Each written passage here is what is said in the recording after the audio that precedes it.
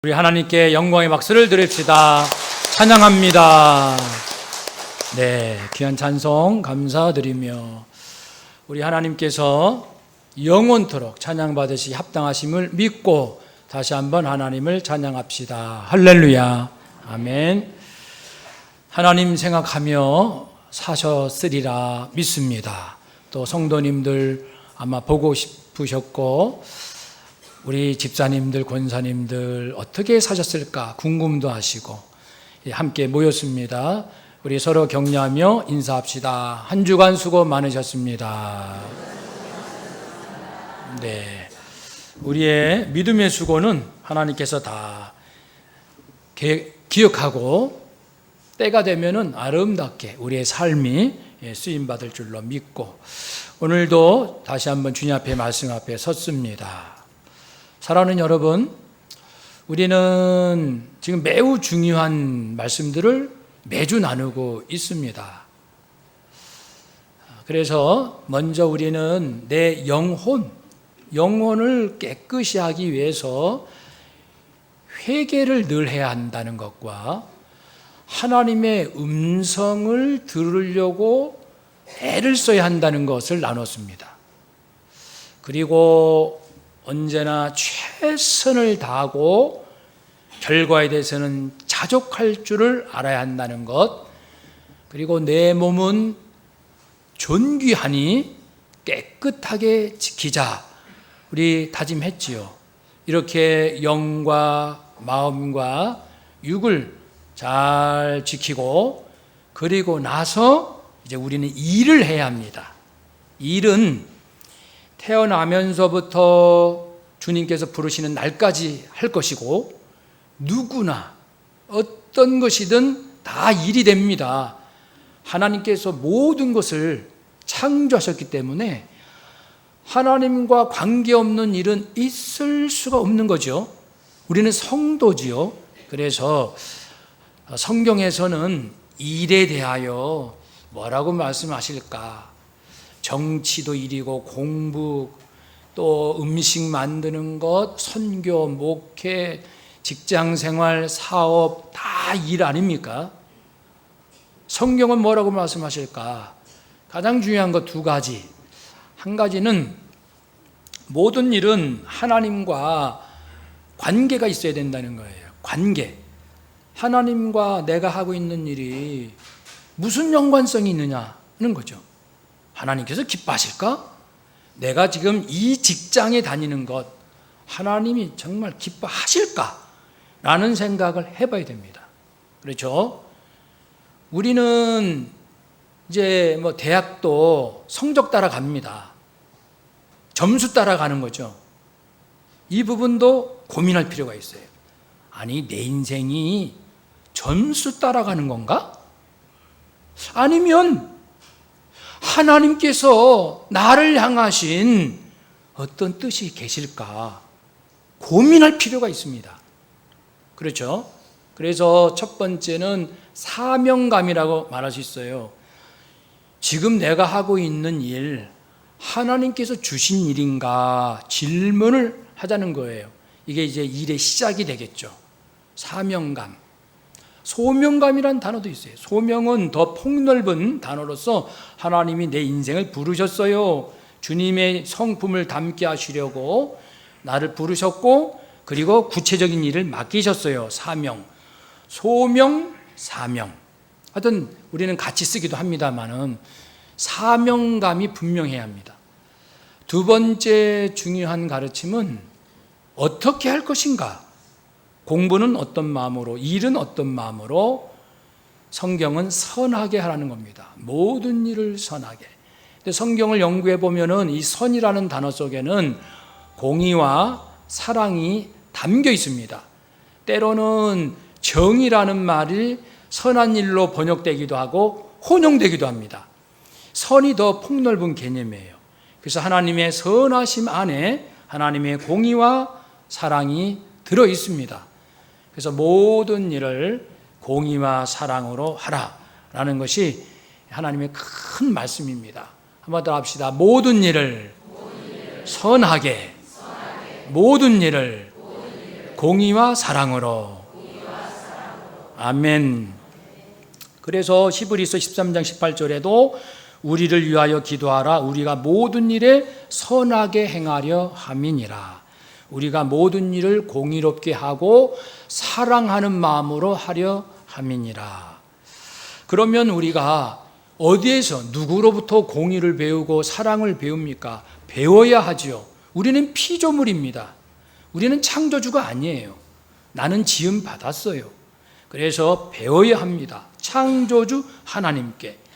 하나님은 이사야 30장 18절 말씀에 여호와는 대저 정의의 하나님이심이라.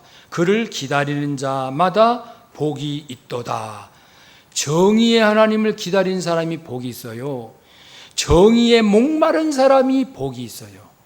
공의롭게 살고 싶은 그런 열망이 있는 사람이 복이 있다. 그래서 이 비슷한 단어가 공의, 정의, 율법, 법, 도, 규례, 율례, 법도, 길 이렇게 표현되어 있습니다. 성경에 의라는 단어가 두 가지로 히브리어로 나옵니다. 하나는 정의, 하나는 공의. 공의가 더 큰 범위의 단어입니다. 정의는 히브리어로 미슈팟인데 이것은 판사가 재판장이 정확하게 법에 따라서 재판을 내리는 사법적인 이 정의, 이것이 미슈팟이고, 이런 사법적인 정의를 제대로 해야 이 사회 속에 공의가 이루어진다 해서 제다카를 공의라고 말합니다. 그래서 이 공의는 정의를 통해서 이루어지는 것이에요. 판사들이 잘해야 됩니다. 판검사들이 잘해야 됩니다. 제대로 정확하게 사심 없이 이렇게 잘 판단을 할 때 이 사회가 공의롭게 되겠습니다. 물론 공의와 정의도 혼용해서 쓰곤 합니다. 중요한 것, 하나님은 공의의 정의의 하나님이시다. 그러나 또 다른 성품도 있습니다. 요한일서 4장 16절 말씀에는 하나님은 무엇이라? 사랑이시라. 이 사랑과 유사한 단어들이 이런 것입니다. 은혜, 자비, 긍휼, 인자하심, 용서, 기다리심, 길이 참으심, 이것이 하나님의 사랑을 드러내는 표현들입니다. 이 두 가지는 하나님으로부터 나온 겁니다. 만일 하나님이 사랑은 없고 오직 공의만 있다면 구원받을 사람이 한 사람도 없지요. 왜냐하면 각자의 죄값으로 다 심판받아 멸망당하기 때문에 그렇습니다. 만일 하나님께서 공의는 없으시고 사랑만 있으시다면 우리는 아무 조건 없이 구원은 받을 수 있을 거예요. 그러나 어느 분의 표현대로 천국에는 악이 가득할 것이다. 공의가 없는 천국이라는 것은 악이 가득할 것이다 라는 표현으로 했듯이, 결국 이 공의와 사랑은 어느 하나가 사라지는 그 순간 이제 그 세상은 참된 평화의 세상이 될 수가 없고, 그래서 하나님의 성품은 이 공의와 사랑이 함께 있는데 인간의 논리로는 모순같이 보입니다. 악을 심판하자, 악을 심판해야 돼 그랬는데 용서해 주시지요. 사랑하셔야지요. 그러면 어쩌란 말입니까? 심판을 해요, 말아요? 그렇죠? 이게 좀 어려운 문제입니다. 사랑과 용서를 말하는 사람 입에서 저 사람 심판해야 돼 라고 말할 수가 없는 거예요. 이처럼 사람의 논리로는 모순 같은 것이 공의와 사랑입니다. 그런데 하나님은 선하시고 완전하신 분이시라 그분 안에서는 공의와 사랑이 모순 없이 완전히 함께 존재하는 것이죠. 사실 사람도 부족하지만 경험은 하고 살아요. 우리도 사랑하며 살잖아요. 부모가 자녀 사랑하고 또 우리가 나라를 사랑하고 나라를 위해서 목숨도 바치고. 제가 휴가 중에 초등학교 때 다녀왔던 현충사를 다녔습니다. 이순신 장군 54세에 돌아가셨는데 노량해전에서 그 나라를 위해서 그렇게 훌륭한 공을 세웠지만 모함당해서 감옥에 갔지만 전쟁이 어려지니까 한 달도 못해서 나왔죠. 그런데 최고 참모총장의 자리에서 군졸, 사병에 강등돼 가지고 이 군졸로 전쟁에 다시 그래도 나라를 위해서 싸우겠다, 이런 훌륭한 분이 계십니다. 나라를 사랑하는 마음. 또 한 곳을 다녔는데 솔매성지, 최초의 천주교 신부 김대건 신부님이 계십니다. 놀랍게도 그 가문은 4대째 순교했어요. 증조 할아버지, 아버지 김대건 신부까지 4대가 예수님을, 하나님을 위해서 죽음을 바친 집안이에요. 하나님 앞에 순교의 피를 뿌린 그런 집안이더라고요. 여러분, 나라를 위해서, 하나님을 위해서 우리 물론 부족하지만 때때로 이렇게 사랑하며 용기 있게 살기도 합니다. 그러나 완전하진 못하죠. 우리도 허물도 많고 부족함도 있습니다. 우리는 완전한 사랑, 완전한 공의를 하나님께 배우고자 합니다. 오늘 본문이 바로 말씀하고 있습니다. 하나님이 얼마나 공의로우신가, 거룩하신가, 죄를 얼마나 싫어하시는가. 하나님은 먼지만한 죄라도 결코 간과하시지 아니하시고 먼지만한 죄도 반드시 심판하신 분이시고, 먼지만한 죄를 심판하실 때 그 심판의 하나님의 분노는 온 우주를 떠나 보낼 정도의, 우주가 진동할 정도의 거룩한 분노입니다. 우리 눈에는 조그만 죄, 조그만 잘못, 거기서 하나님의 분노는 우주가 벌벌 떠는 그러한 거룩한 분노입니다. 그러니 우리가 살면서 지은 죄가 얼마나 많습니까? 그 죄를 가지고 하나님 앞에 감히 설 수 있다고요? 그래서 로마서 6장 23절 말씀에 죄값은 사망입니다. 영원한 멸망입니다. 먼지만한 죄가 있어도 하나님께 버림받습니다. 하나님과 함께 할 수가 없습니다. 그래서 이 죄의 문제 때문에 예수님께서 이 땅에 오셨고, 이 죄를 이제 대신 감당하기로 오셨는데, 이 예수님이 감당하신 죄의 무게가 얼마나 무겁고 괴로웠는지 이렇게 말씀합니다. 예수님께서 십자가상에 달리셨지요. 제6시 정오로부터 오후 3시까지 3시간 동안 온 땅에 어둠이 임합니다. 마치 이스라엘 백성이 출애굽할 때 10가지 재앙 중 9번째 재앙이 흑암의 재앙 아닙니까? 3일 동안에 애굽 전역에 깜깜한 어둠이 임했지요. 3일 동안. 놀란 거는 이스라엘 가정에만, 사람들에게만 빛이 비치는 거예요. 진짜 영화 같은 장면 아닙니까? 깜깜한 칠흑 같은 어둠인데 이스라엘 백성들한테만 빛이 쫙 비친다. 서치라이처럼. 그것이 출애굽기에 표현되어 있습니다. 마치 그런 생각이 떠올라요. 예수님께서 인류의 죄를 다 감당하시기 위해 그 십자가상에 달리셨을 때 온 땅, 아마 유대 지경으로 이해가 됩니다. 온 유대에 어둠이, 칠흑 같은 어둠이 임합니다. 어둠은 슬픔이요, 비탄이요, 고통이요, 아픔입니다. 그런 상징이에요. 그러니까 죄 없으신 예수님께서 인간의 먼지만한 죄 앞에서도 하나님은 우주를 떨게 할 수 있는 거룩한 분노를 가지신 분이신데, 온 인류의 그 많은 죄를 어떻게 사람이 감당합니까? 그 엄청난 저주를 예수님이 한 몸에 다 받으셔서 십자가상에서 지금 떨고 계시는 거예요. 너무 고통스러워서, 무서워서 떠는 게 아니라 고통스러워서 그렇게 힘들어 하시는 그 고통의 토로, 외침의 소리, 예수께서 크게 소리 질러 이르시되 엘리 엘리 나의 하나님 나의 하나님 라마 사박다니 어찌하여 나를 버리시나이까. 이건 하나님에 대한 원망이 아닙니다.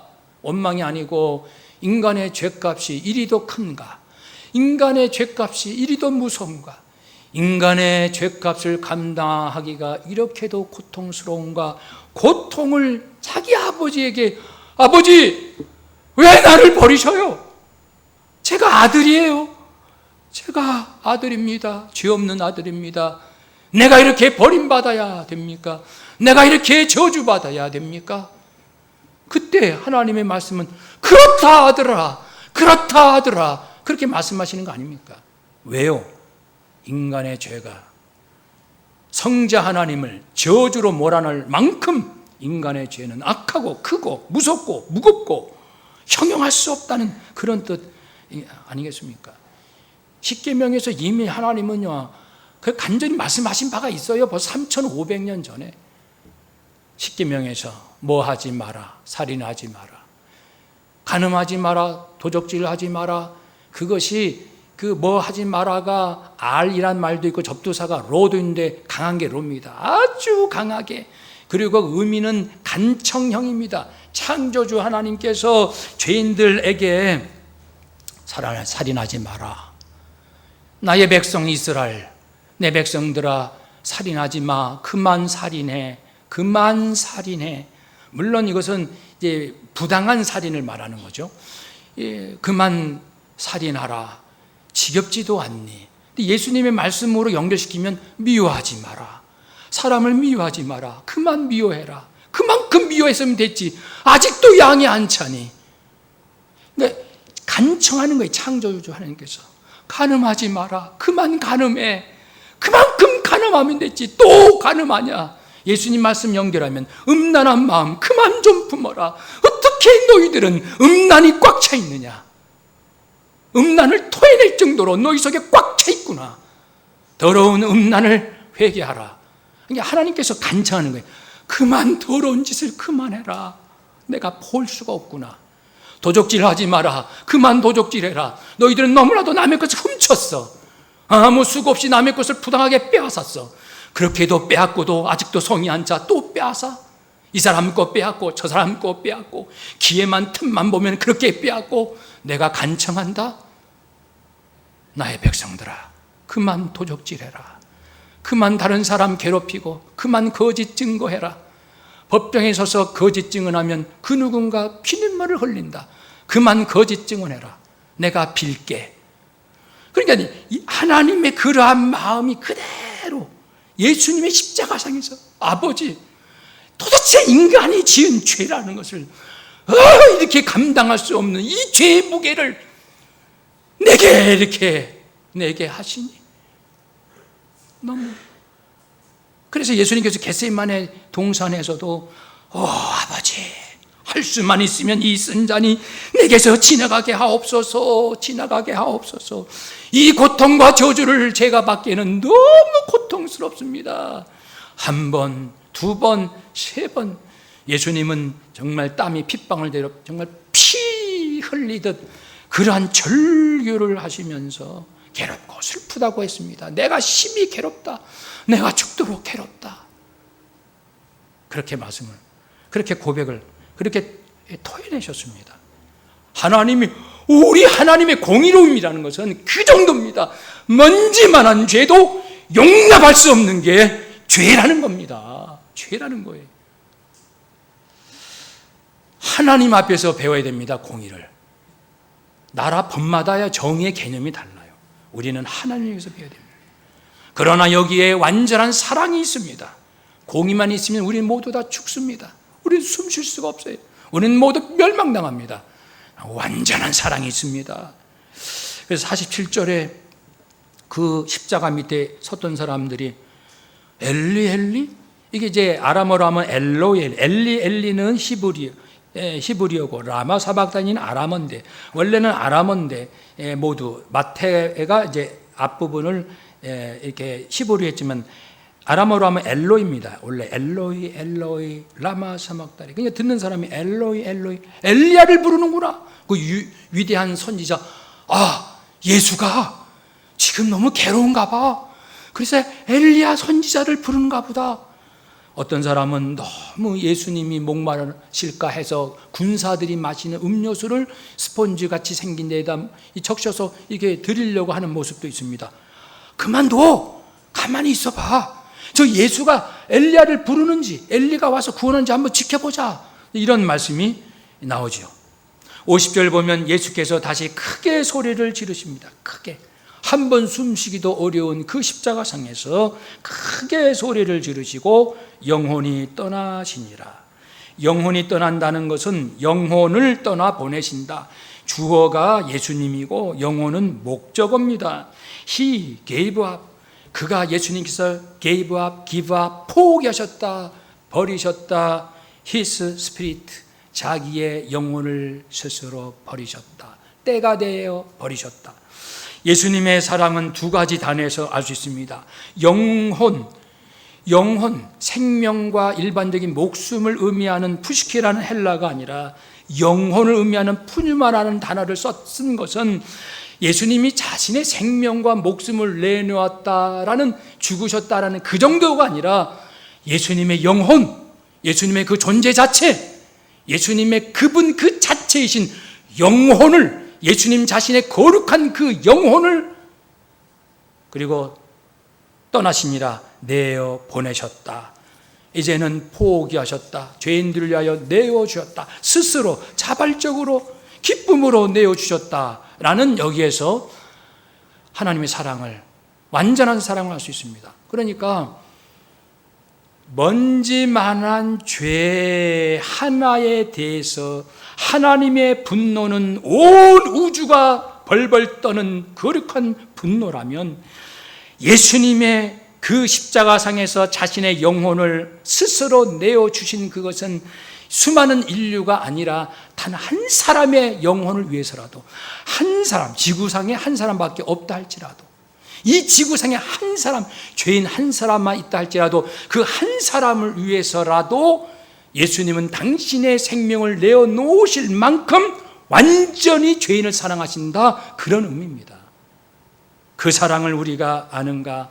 바로 그것이죠. 요한복음 10장 17절 18절 말씀에 예수님께서 내가 내 목숨을 버리는 것은 내가 그것을 다시 얻기 위함이니 이로 말미암아 아버지께서 나를 사랑하시느니라. 이를 내게서 빼앗는 자가 있는 것이 아니라 내가 스스로 버리노라. 한번 따라 합시다. 내가 스스로 버리노라. 아멘. 그래서 하나님께서 하신 창조보다 더 위대한 일은 구원, 죄인을 구원하신 일인데, 이 구원에는 하나님의 완전한 공의가 드러나셨고, 그리고 완전한 사랑이 함께 하셨기 때문에 용서받을 수 없는 죄인이 용서받고, 죽으셔서는 안 될 예수님이 죽으신 거예요. 죽어서는 안 될 예수님이 죽으신 것은 하나님의 공의 때문이고, 용서받을 수 없는 죄인이 용서받은 것은 하나님의 완전한 사랑 때문입니다. 그러니까 하나님의 완전한 공의, 하나님의 완전한 사랑으로 예수는 죽고 나는 살았으니 이제는 내가 영생 얻은 자로서 남은 인생 나는 어떻게 살 것인가 우리는 생각해야 합니다.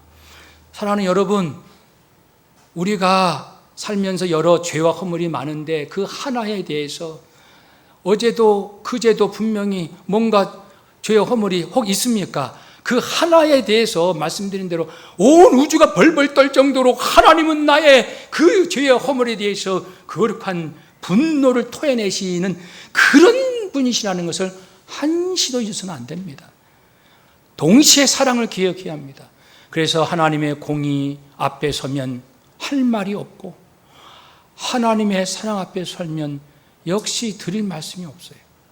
공의 앞에서는 내가 너무 큰 죄가 있기에 할 말이 없고, 하나님 사랑 앞에서 그 사랑이 너무 커서 어떻게 표현할 길이 없습니다.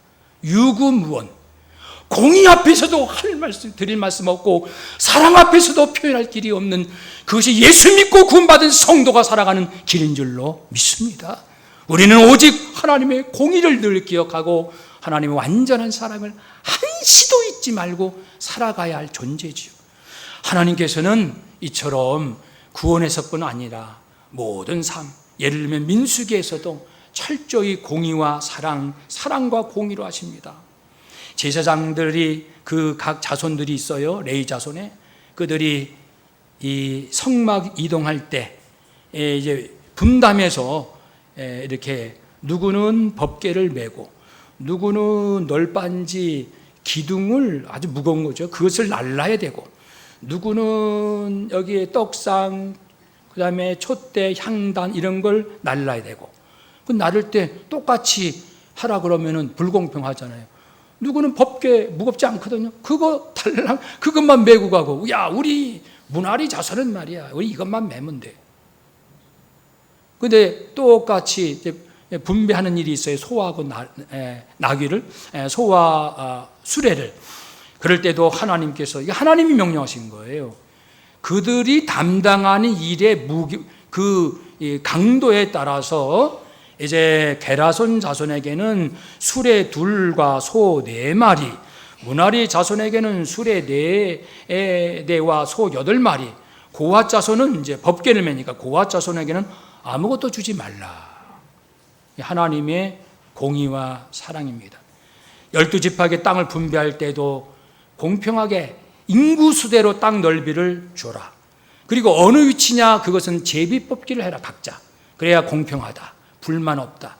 하나님은 이런 걸 보면요, 하나님이 아주 듣기 싫어하는 말씀이 있는 것 같아요. 그것은 뭐냐면 이 백성들에게 사람들이, 하나님 저 너무 억울해요, 저 분해서 못 살겠어요.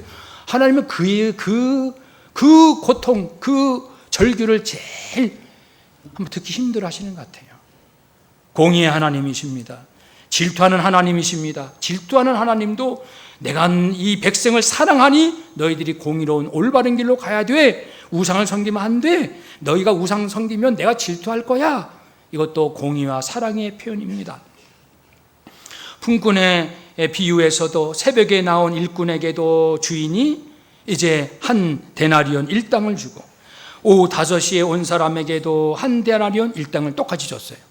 그러니까 예수님의 비유죠. 새벽에 온 사람이 불평합니다. 주인님, 저는 새벽부터 종일 일했는데 1당을 주고, 오후 5시부터 온 사람에게도 똑같이 1당을 주고, 너무 불공평합니다. 주인이 말씀합니다.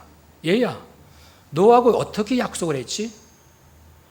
하루 종일 일한 대가로 1당을 주기로 약속하지 않았느냐? 나는 지켰잖아.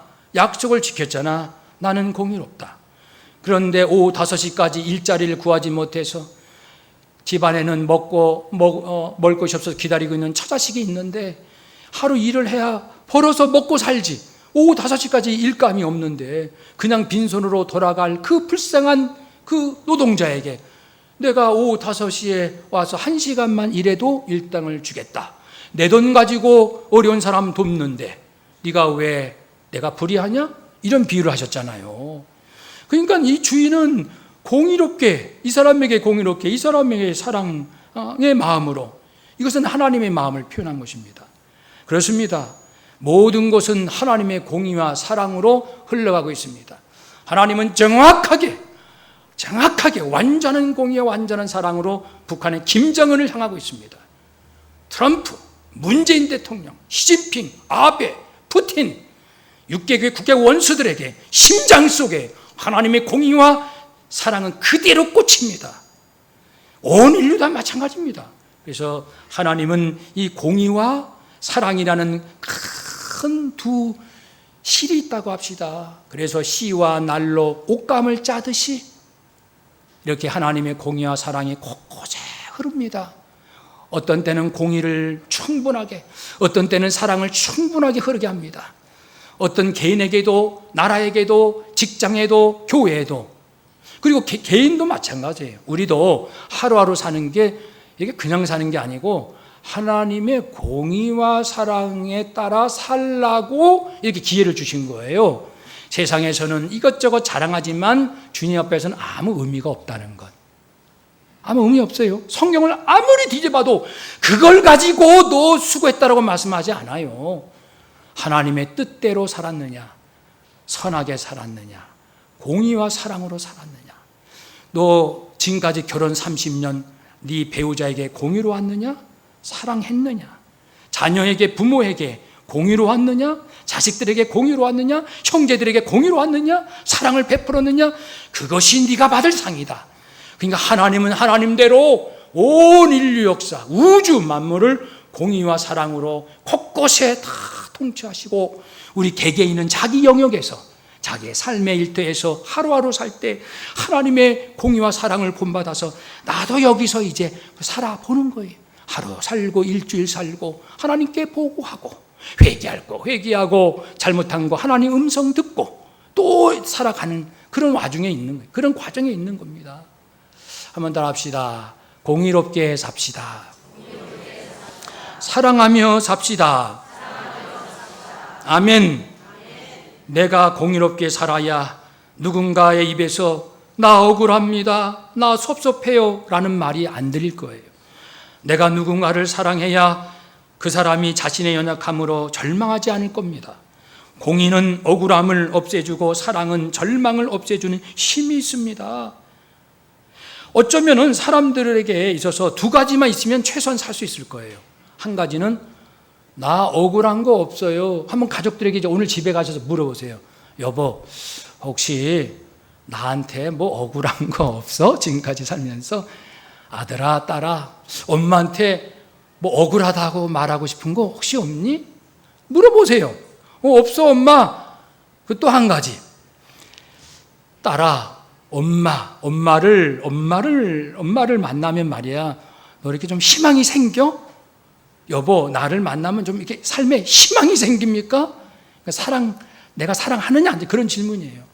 그러니까 억울하면 나는 없어요. 나는 희망을 가지고 살아요. 두 가지 감정만 있다면 사람은 무너지지 않습니다. 계속 살아나갈 수 있는 힘이 거기에 있습니다. 그런데요, 한 가지 꼭 유념할 게 항상 있더라고요. 그것은 사람들에게서 완전한 사랑과 공의를 기대할 수가 없다는 겁니다. 사람은 불완전하다 보니까 어떤 때는 굉장히 좋은 사람이었다가 어떤 때는 아닌 것 같아요. 어떤 때는 참 이 사람이 공평한 사람인데 또 어떤 때는 마음이 변심이 돼가지고 굉장히 나에게 부당하게 대해요. 그러니까 사람은 언제나 하나님 같지는 않아요. 그렇다면 우리가 결론적으로 어떻게 해야 될까요? 나는 이웃에 대하여 공의와 사랑에 있어서 최선을 다할 것이요. 최선, 기억하시죠? 최선의 마음. 그리고 남이 나에게 행하는 공의와 사랑에 대해서는 자족할 줄을 알아야 합니다. 하나님의 주권적인 통치를 믿고, 지금은 좀 내 생각에 억울한 듯 싶지만 하나님께서는 역시 거대한 공의와 거대한 사랑으로 내 인생을 쫙 품고 계시니까 여기서는 내가 좀 억울한 것 같지만 주여 믿습니다. 주님, 이 억울하다 싶은 마음도 하나님께 맡기고 자족하며 살겠습니다. 내가 남에게는 최선을 다할 것이고 남이 나한테 한 모습에 대해서는 자족한 마음을 갖고 살라는 것이, 우리 지난번 최선과 자족의 마음을 다루지 않았습니까? 이게 다 연결되는 거 아닙니까? 모든 영성은 다 하나입니다. 일맥상통합니다. 하나님께로부터 나왔기 때문에 그렇죠. 그래서 우리가 이것만 다 정리한다면은 내일부터 직장생활, 학교생활, 사람들 만날 때 여러 가지 계획도 많고 할 일도 많으시겠지만 나는 공의롭게 살 거야, 나는 사랑하며 살 거야, 이걸 결심하고 어금니를 꽉 깨물고 두 주먹 불끈 쥐고 허리 졸라매고 이 두 개 놓치면은 나는 남는 거 없어. 헛사는 거야. 아무리 돈 많이 벌면 뭐해. 공의롭지 않고 사랑할 줄 모르는 내 인생 남는 게 뭐가 있냐고. 예수님 앞에 남는 게 도대체 뭐가 있어. 속지 말자, 헛되이 살지 말자, 이제는 내가 명심하리라 하고 두 주먹이니까 한 손에는 공의, 한 손에는 사랑을 굳게 들고 아침에 출근해서 하나님, 오늘 출근했습니다. 하나님의 공의와 하나님의 사랑을 본받기를 원합니다. 도와주세요. 하나님, 오늘 학교에 등교했습니다. 하나님, 이 두 가지를 꼭 붙들고 이제 학교 생활 하겠습니다. 가정 생활 하겠습니다. 이렇게 우리가 훈련해 나간다면 하나님께서 아마 기뻐서 우실 거예요. 우실 거예요. 정말 얼마나 기쁨으로 우실까, 그런 마음을 갖게 됩니다. 그러니까 이 나라 아무리 힘들고 어려워도 저는 두렵지 않더라고요. 왜냐하면 하나님의 거대한 공의와 사랑이 동북아시아에 흐르고 있으니까. 청와대, 백악관, 베이징, 모스크바, 하나님의 거대한 공의와 사랑이 쫙 흐르고 있다는 걸 저는 확신하니까. 그러니까 우리는 이 정세에서 두려울 거 없이 하루하루 사는 그 자리에서 하나님의 공의와 사랑을 실천해 나간다면 하나님께서 옳다, 때가 되었다, 이게 이거에 대해 천만의 성도가 그렇게 살고자 삶에서 작정하고 나갈 때 옳다! 이제 때가 되었다! 하나님의 때가 되면 놀라운 방법으로 남북이 통일되고 전 세계 모든 열방들이 이 땅에 하나님이 계시는구나, 하나님께 영광 돌리며 우리가 새롭게 쓰임받는 이 나라, 이 민족, 우리 교회, 우리 모든 성도 되실 줄로 주의 이름으로 축복합니다. 아멘. 기도하겠습니다.